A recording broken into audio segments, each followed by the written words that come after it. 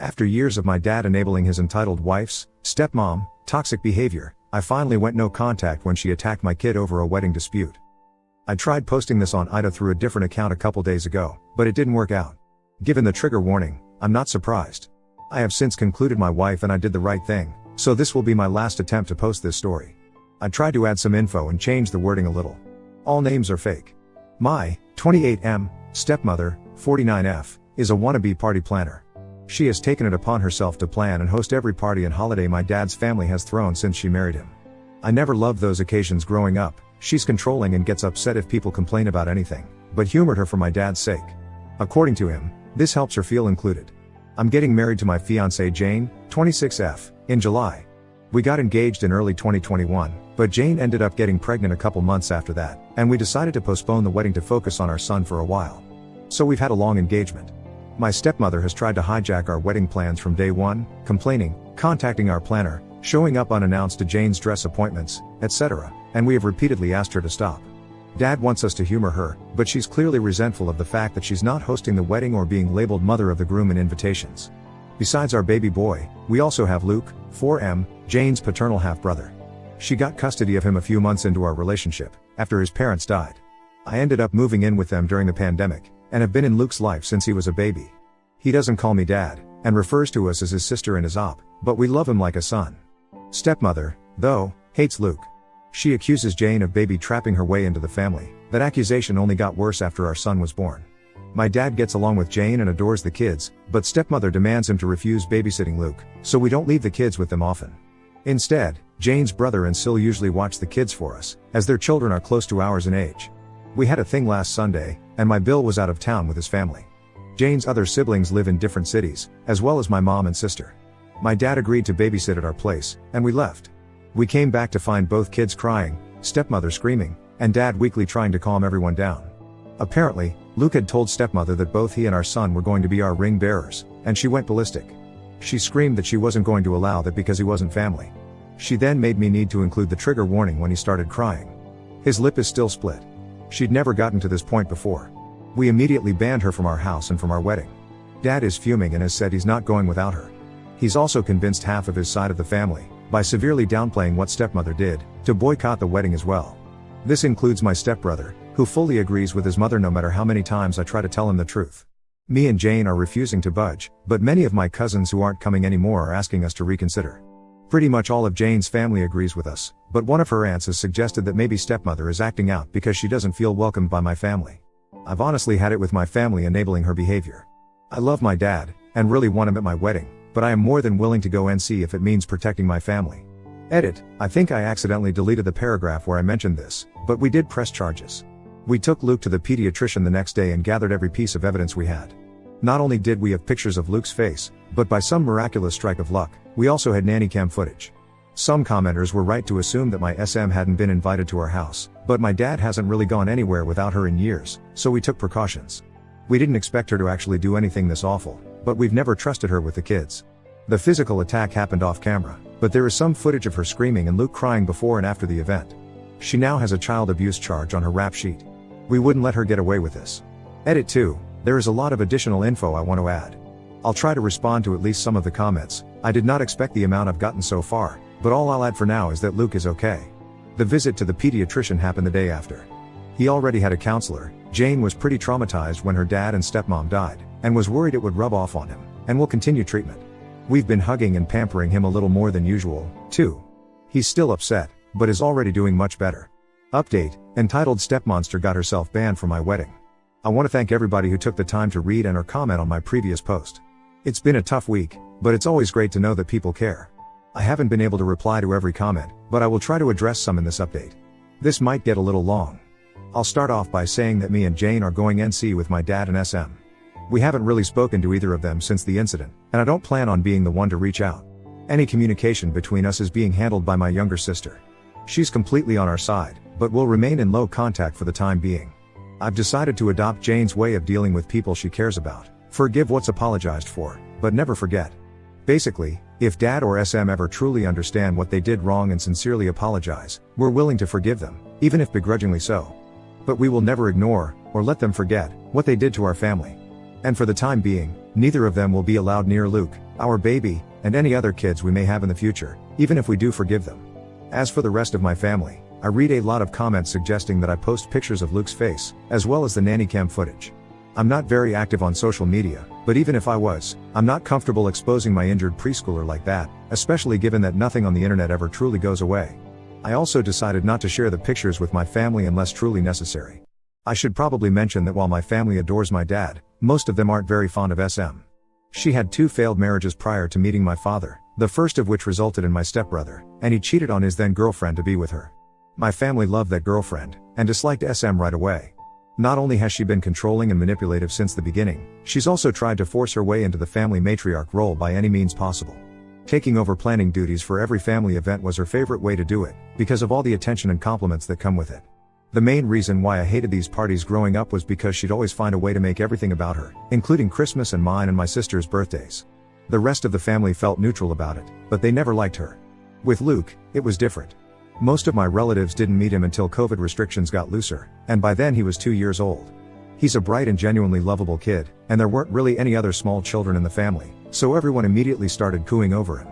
The way I see it, SM got upset that Jane and Luke were accepted by my family so easily compared to her experience, and that's why she resents them both, but I can't confirm that. She was also mad that, aside from not being the planner, she would have absolutely no involvement in the wedding party. She tried to pressure us into letting her officiate. One of Jane's best friends was offered that role a year ago, making stepbrother my best man. He wasn't interested, and I'd already gotten my best friend, or asking her sister's daughter to be our flower girl. We'd promised Jane's 3-year-old niece. Also, her sister's daughter is 15 and doesn't know us. She also tried to convince us to let my dad walk Jane down the aisle, since her father's gone, but her eldest brother, the Bill I mentioned in the first post, had already been enlisted. SM was disappointed that my family wasn't as involved in the wedding as Jane's, and kept making comments about how that would never happen if we put her in charge. All of that being said, there is nothing that can excuse being that awful to a child, especially if it really is the petty jealousy that I suspect. Because I haven't spoken with my father, my sister has been keeping me updated on what he's been up to. As I found out through her, the story my dad and SM told the rest of the family completely erases Luke's injury and the abuse charges. It insinuates that me and Jane banned them because we got annoyed with SM and decided to take it out on my dad as well. Because most people already disliked SM, explaining what actually happened that night wasn't hard, and most of the relatives that I actually wanted at the wedding have apologized and are berating my dad as well. The people that didn't believe us, as well as those saying we overreacted, have been told they are not welcome in our home anymore. Those are mostly people from my dad's generation, so I can't say I'm surprised.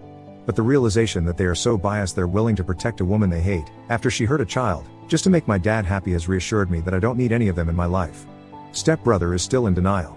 He refuses to believe his mother could hurt a child, even with all the evidence we have. I have to admit I understand, I love my mom too, but that doesn't mean I'd excuse his obliviousness. So he's banned too. It sucks, because we were close growing up, but I don't regret it. Besides, Jane has 3 other siblings besides Luke, the older Bill, a twin brother and a younger sister, and I'm closer to them than I ever was to him.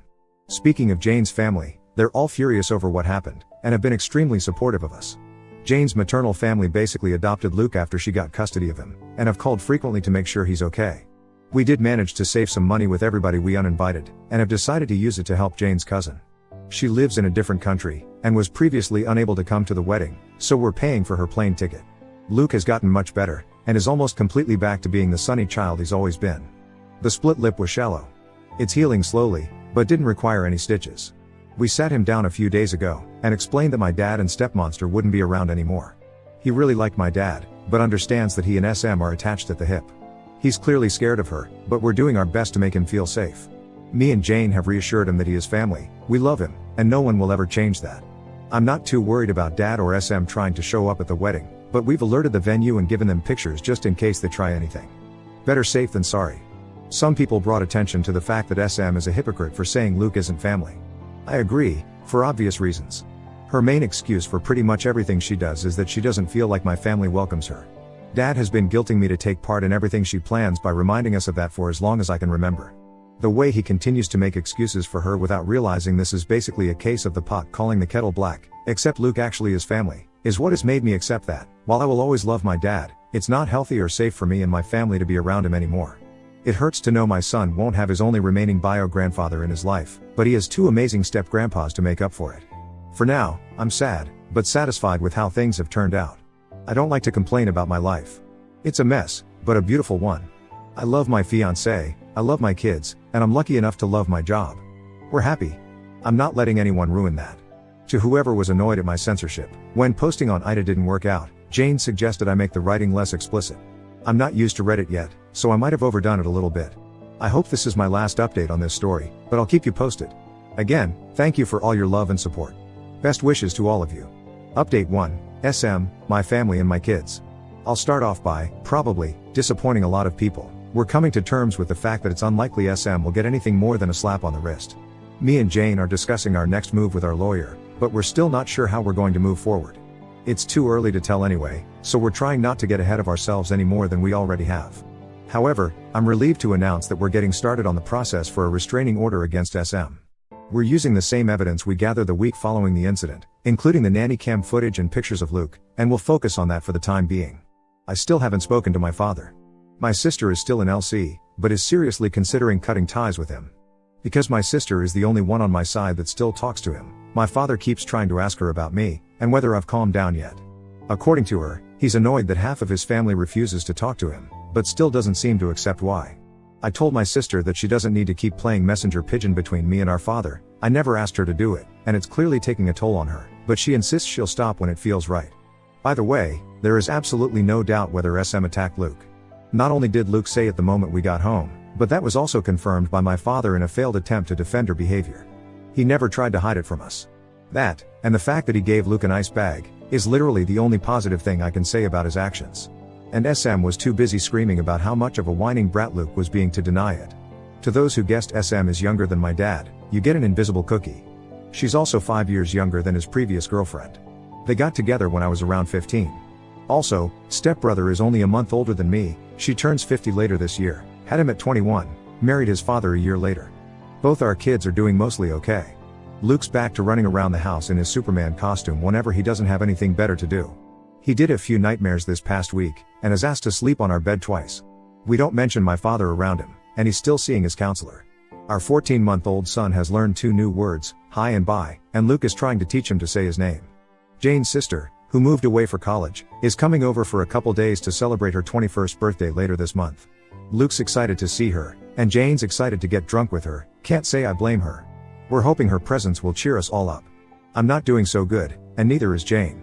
She's usually the kind of person who tries to keep her negative emotions to herself, but she cried herself to sleep almost every night the week it happened. It breaks my heart to see her like that, and I can't help but feel like this is my fault. There's a part of me trying to tell me I had no way of knowing SM would do anything like that, but that doesn't really change anything. I allowed my father near my kids unsupervised, even though I knew she'd probably tag along. This is the guiltiest I've ever felt, and I don't think I'll ever forgive myself. Jane has been improving lately, and is trying to convince me to see a therapist. I've never really done that before, apart from a psychiatrist when I was younger, but now feels like a good time to give it a try. I was surprised by a few messages this week from people telling me to forgive my father and SM, as well as re-invite them to the wedding. That's not happening. In fact, I'm not willing to ever forgive SM. My dad has now degraded to a huge maybe, but I will never understand or forget what she did. Also, though the wedding is the last thing on our minds right now, we're not postponing it. We considered rescheduling, but the date we'd settled on is pretty much the only one that works for our guests. We have passwords with all our vendors, and gave them all clear instructions not to talk to anyone but us. Jane's family is bigger and closer to each other, which is why they're more involved in the wedding than mine, but I do have family participating. My sister is one of the bridesmaids, 2 of my cousins are groomsmen, and my mom is walking down the aisle with the wedding party. Going through all of this with Jane has made me understand even more just how much I love this woman. I couldn't ask for a better partner to start a family with, and I have no idea what I'd do without her. This didn't tear us apart, and I couldn't be more thankful. I probably won't make any more updates until after the wedding, unless something big happens. In the meantime, as always, best wishes to all of you. Update 2, I saw my father and SM for the first time since she attacked my child. I didn't plan on updating again before the wedding, but something pretty huge happened. The good news is we got the row. The bad news is me and Jane had to see both SM and my father at the court hearing. This was our first time seeing them since we kicked them out of our house over a month ago, and neither of us were looking forward to it. We left the kids with Jane's brother and Sil, so at least Luke didn't have to see them. The hearing itself went a lot quicker than I expected. I'll give credit where it's due, my father was, at the very least, smart enough to understand there was no way they were winning this. There was a lot of evidence against them. Not only did we have the nanny cam footage and Luke's pictures and medical record, but my sister had also gathered every text and email SM had sent her and the family about what happened. And SM hates speaking on the phone, so there were a lot of those. They didn't even bother to get an attorney for the hearing. The judge granted us a protection order against SM. She's not allowed within 500 feet of us or our property anymore. We're changing all our locks this week, and I'm thinking about changing my phone number as well. I have to admit, the moment we left the courthouse was the safest I'd felt since this whole ordeal started. Jane was close to tearing up with joy when we got to the car. We picked up the kids and went to McDonald's with Bill and his family to celebrate. Hours later, my father called me. The order doesn't extend to him, so he can still do that. Jane and the kids were in bed, so I answered. I didn't expect him to change his mind and apologize all of a sudden, but decided to give him one last chance. He tried to start some awkward small talk, but I told him to get to the point. He asked me if the order was truly necessary. I stated, very clearly, that SM was never coming near Jane or my children again, and that I was glad I had an row to formalize that. Every excuse he had for SM was pretty easy to shut down, but she only hit him once. Yep, and that's enough for me. The kids need their grandma. She's not their grandma, Mom is. She's my wife. You need to respect her. She attacked Luke. She disrespected my family and my own house. I don't owe her anything, least of all my respect. He then went on a rant about family, how much of a godsend SM was and everything she'd done for me and my sister since she came into our lives. I replied by listing every time I could remember about her lying, overstepping a boundary or acting unhinged around me, my family or my sister. I brought up both my adult life and my youth. Examples included her attempts to hijack most of our milestones, recently, our wedding plans, our son's birth, Jane's baby shower and my sister's college graduation, her obsession with the idea of a perfect family and her disgusting attitude towards Luke. I also made sure to mention her habits of going through mine and my sister's stuff when we were younger. It's trivial, compared to everything else, but this behavior went on until my sister moved out of their house, only 3 months ago. We're pretty sure she found out about Jane's wedding dress appointments by reading my sister's planner while she wasn't home, for instance. Some of the memories I mentioned are long and hard to explain, but they did cement the fact that SM means nothing to me. He tried to go with the whole she doesn't feel included excuse again, but I shut him up. I said he'd had the opportunity to protect his grandchildren, but had chosen his monster of a wife instead, and that's enough for me to want nothing to do with him. I hung up without saying goodbye. My sister told me he called her afterwards, and she told him she was going NC with him as well. I think we're both starting to accept our father won't change. It sucks, but he's made his priorities clear, and his children and grandkids aren't among them. For now, that's it. Now that they're fresh in my mind, I'm thinking about sharing some of the stories I reminded my father of, but that's gonna take a while. Until then, as always, best wishes to all of you. Update 3, Stepmonster tried to hijack our baby shower.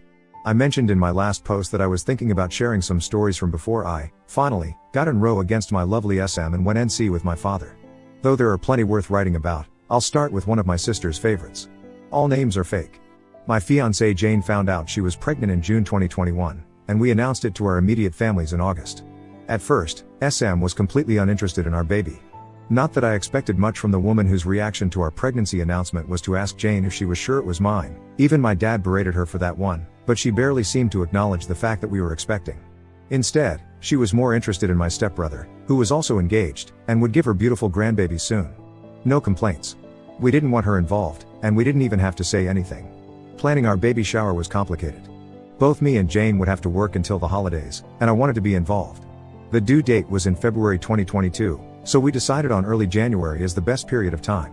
We enlisted 2 people as planners, my sister Laura, just realized I'd never given her a name, and Jane's best friend Nina. Me and Jane are mostly laid-back people. We didn't want a big party, nor did we want to spend too much money on it. We were saving for both our baby and the wedding. We decided early on that the shower would be co-ed. It would also have to be indoors, again, January, and we settled on a guest list of 25 people, plus about a dozen kids. We came up with the idea of a pizza party. Me, Jane and Luke, my Bill/surrogate son, have had homemade pizza nights weekly since I moved in, and we thought it would be fun to incorporate that into the shower. Nina found an event venue with a pizza oven, and Laura figured out ways to incorporate classic baby shower stuff into the theme. The resulting plans were awesome. Make your own pizzas, non-alcoholic drinks and plain bodysuits for the kids to customize. Nina and Laura mixed pizza decor with baby decor and found pizza-shaped sweets. It almost seemed messy, and I was surprised they made it work, but we loved it. Most of the planning was finished by the middle of November. Well, later that month, my stepbrother's fiancée left him for her ex. They'd been together for 4 years at that point, and it was both sudden and traumatizing for him. He was devastated. SM then realized the grandkids she dreamed of would take longer to come than she'd thought. So naturally, without her son's milestones to obsess over, she moved on to mine. Suddenly, SM went from aloof relative to excited grandma-to-be. Facebook posts, tacky promoted to Nana shirts, the whole nine. At first, we were too busy finishing things up at work and getting ready for the holidays to worry about that, but it didn't take long for her to start pestering us about planning the baby shower, as well as a gender reveal. We denied the possibility of a gender reveal party. No offense to those who like them, but we don't. Plus, we had decided to wait until birth to find out the sex. SM tried to get us to find out and tell her as a Christmas present, but we didn't. We also denied her the baby shower. She told my father, and he told Laura into letting SM help out with the plans. She was still living with at the time, so she didn't have much of a choice. She called Nina, and they met SM for coffee. Though I wasn't there for that meeting, Laura told me what happened later. Before they could even mention their plans, SM started talking about hers. According to Laura, she pulled a shockingly thick binder, complete with the words "Oh, baby" on the cover, colorful tabs and pieces of fabric poking out from her bag, and skipped to the shower section. It was short compared to the rest of the binder, but still long. And it was all to describe her one and only baby shower project. Laura sent me pictures, and oh boy, I'll give her this, it looked like the most Instagrammable baby shower ever. That being said, it was also barely functional and obviously expensive. There were balloons, oversized teddy bears, giant alphabet blocks and cringe-worthy signs everywhere. SM was going for pretty over cozy, with uncomfortable chairs and some fancy food ideas that didn't look edible. Most of them had soft cheeses, which Jane couldn't eat. The color palette was just 3 different shades of pink with gold accents. We'd be fine with a pink baby shower if it at least tried to mix things up a little, but SM's pictures looked like Barbie had puked all over Hello Kitty's birthday party. When Nina tried to remind her that we didn't know the sex, SM said she just knew that it was a girl. Spoiler alert, it wasn't. SM also wanted an all-female, child-free party with fancy caterers and alcohol. She had written down a guest suggestion list containing some of her closest friends, neither mine nor Jane's moms were on it, and planned party games no one had any interest in trying out. Basically the only thing everyone could agree on was to hold the party indoors. Laura and Nina weren't given an opportunity to show her their plans until she was done. Once they could, they explained that, while they could find a way to incorporate some of SM's ideas, they'd already settled on the pizza theme. She tried to protest, but Laura stated that it was kind of them to even offer that, as the shower was a month away and we'd already greenlit their plans. SM even called me to try to get them to change their minds, but I just repeated their words. My dad had found out he couldn't come to the shower, so he didn't get a say in anything anymore. The holidays came around, and the subject was dropped. SM seemed to be okay with the pizza party. Nina managed to pair some of the pink decor she'd wanted with matching blue stuff, and even added one of the huge teddy bears. Fast forward to a week before the shower. Jane was almost 8 months pregnant. Everything had been bought, all guests had RSVP'd, and pretty much anything was ready to go. The shower was set to start at 7 p.m. SM offered to get to the venue earlier to prepare everything. Laura agreed, mostly because she knew SM would complain if she didn't get to do anything, and the venue even let them drop off their decorations before the party. Me and Jane promised to get there at 6. 2 days before the shower, however, the venue called Nina. They told her that SM had stopped by to drop off large, heavy boxes of what she called a little surprise for us. She'd informed them that she planned on showing up at 3:30 p.m. to start setting it up. They were calling to reinforce that the venue was only booked past 4 p.m., since SM almost threw a tantrum when told that. All of the decor was still at Nina's place, so she called Laura to check if they'd left anything with SM. Thankfully, my sister is both smart and used to this shit, so she drove to the venue the next day and asked to see SM's boxes. She told me she wasn't even surprised at its contents when she opened them, but was still shocked at SM's audacity. All of the boxes were filled with pink, frilly decorations.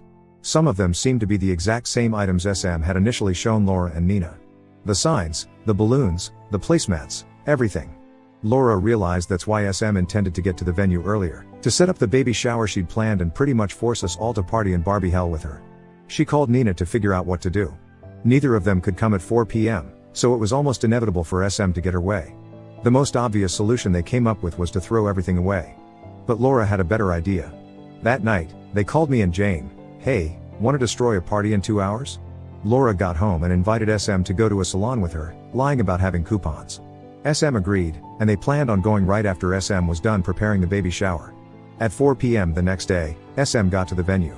She was done setting things up by 5, I'll admit, the woman is fast, and quickly left to meet Laura at the salon.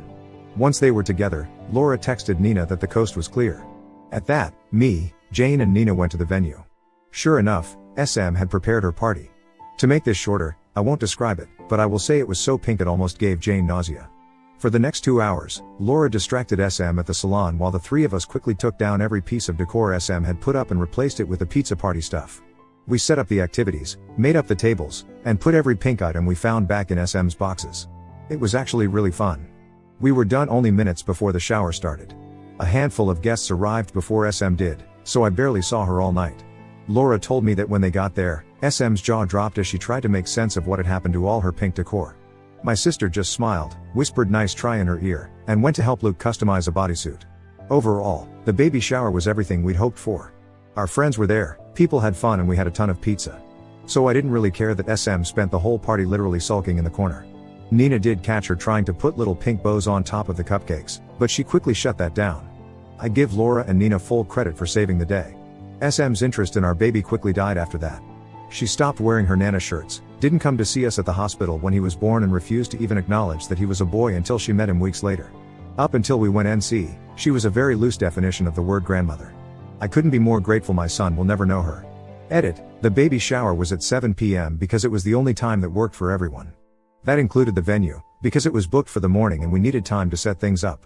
Luke was the only small child there, all the others were at least 9. Most of the parents there left early on, too. Also, though it wasn't child-free and we were prepared for everyone we'd invited, not everyone on the guest list was able to come. Update 4, Stepmonster is gone, and I think it's for good. After being engaged for over 2 years, me and Jane finally got married last Saturday. We're still getting used to calling each other husband and wife, but we'll get there. Hopefully. The wedding was awesome. The kids had fun, our extended families finally met, and we danced so much I could barely stand the next day. Luke took his ring bearer duties seriously, and held my son's hand as they walked down the aisle. Besides my aunt getting shit-faced and being let out on a wheelchair, which I already thought would happen anyway, everything went according to plan. It's been 4 months since we got the row against SM. Things have been mostly quiet, and I wouldn't have it any other way. Except completely quiet, but we can't always get what we want. I never really worried about SM showing up at the wedding, especially after the row. It's literally illegal for her to come close to us, and we made it very clear that if she tried, we'd call the cops right away. My friends still warned me to take safety measures, most of which I did. SM didn't show up, of course, but I'm a strong believer that any money spent on security is well spent, so no regrets on that end. My stepbrother and I wished each other happy birthdays, and he also texted Jane on hers back in June. That's the only contact we've had during these months. He knows that the door is still open if he wants to apologize. My dad has given up on trying to reach me. We haven't spoken since April. He's still trying to talk to my sister, for some reason, but she's ignoring him. A few days after she went NC with him, they had a huge fight over the phone about SM's treatment of us over the years. Insults were thrown, sore subjects were brought up, and, most importantly, my father took SM's side on almost everything. My sister called me crying afterwards. I wanted to call him and yell at him, but she told me not to. She's doing okay now. She hasn't blocked him, but doesn't take his calls or answer his texts. She's only gotten 3, a weak apology, one on my birthday back in May, and a long rant after neither of us wished him a happy Father's Day. After all, despite our differences, he's still our father. He's not wrong. I love my father, and I always will, but I can't be around him anymore. While I've closed that door, I'm not locking it just yet. He knows what he needs to do if he wants his family back. I don't think he'll do it, but if there's the slightest chance he might, I'll consider opening the door an inch or two. This is my wife's suggestion. I'm a lot less optimistic than she is, but maybe it's important to hold on to that hope. She hasn't forgiven him, though. Or SM. Jane has always been very protective of Luke, so it was no surprise that this disaster shook her. A part of me was scared she'd blame me, but she called me a dumbass when I told her that. I've been in therapy for a few months, and it's helped a lot more than I thought it would. I've realized SM's behavior around me growing up was a lot worse than I always thought, and it's great to finally be able to get my feelings off my chest. Right now, I'm more than happy. I just married the most amazing woman ever, and I have the family I always dreamed of. None of us are perfect, but I never thought life would be this great to me. I'll stick around. Reddit is a lot more than I expected, but I can sleep peacefully now, so it's safe to say this will be my last update on this. Thank you all for the kindness and advices you gave me these months. I could have never expected the support I got from you guys, and I can't begin to describe how helpful it was. Seriously, thank you all. Edit, okay, I updated too soon. I didn't want to write another post, so I'll just add this here. My stepbrother called me earlier today. Apparently, he and SM had a fight and he wants to meet up. I agreed as long as it was just the two of us. We're meeting up for coffee on Wednesday. I have no idea what to expect, but even if he does apologize, I need to know he understands how and why he let us down. Edit 2, I rescheduled the meetup. With me and Jane would leaving for our honeymoon on Friday, I decided that no matter the outcome of my conversation with SB, I didn't want to spend the whole trip thinking about it. He understood, and we're gonna talk when I'm back. Final update, Stepmonster and Stepbrother. Hey guys. I've been away from Reddit for a few months, due to some stuff at work. But a lot of people have been messaging me about my stepbrother, so I want to give you a small update. I've been busy and tired these days, so I might gloss over some details. Feel free to ask me anything. I first met my stepbrother for coffee back in August. He'd had a fight with SM and the row was brought up. She'd lied to him about some details, accusing Luke of picking on my baby, bad-mouthing Jane, and more, but this time, he managed to force her to tell him the truth. My stepbrother started to reevaluate his relationship with his mother. After talking to his therapist and his friends about it, as well as the way she'd raised him, he finally accepted I wasn't exaggerating about what she did to Luke. He wanted to talk to me back in June, but didn't want to distract me and Jane from the wedding. Me and my stepbrother spent the last 4 months working on rebuilding our relationship. We've been meeting for coffee or lunch and discussing his mother and what she did to our lives and my kids. Jane started joining us in October, and the kids saw him again for the first time 2 weeks ago. Things were awkward between us for a while, but we're good now. He's also making amends with my sister. In early November, he completely cut contact with SM. Jane and the kids are doing amazing. Luke turned 5 in September, and our baby will be 2, holy crap, in early February. We're spending the holidays with Jane's family in Brazil, while my stepbrother stays with his girlfriend. Things are great. That's all. I'm signing off for now. I'll let you know if anything happens. Happy holidays, everyone. Best wishes to all of you.